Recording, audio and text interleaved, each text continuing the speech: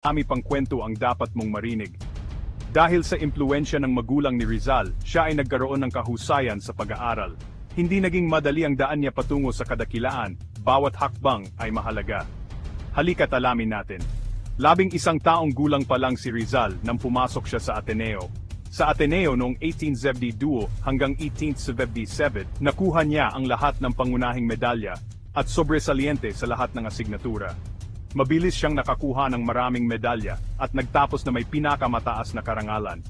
Pero hindi naging ganoon kaganda ang buhay niya sa UST noong 877 hanggang 882. Nakaranas siya ng diskriminasyon mula sa mga paring Dominikano at mga estudyanteng Kastila.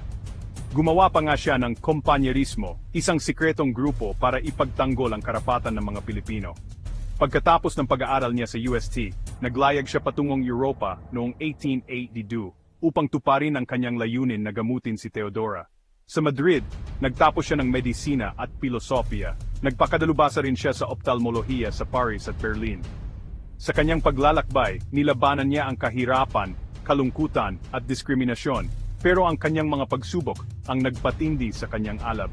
Dito rin niya natapos ang Noli Me Tangere noong 1887. Isang nobelang nagmulat sa mga Pilipino. Ang kanyang mga sulatin at gawa ay nagpasimula ng damdaming makabayan.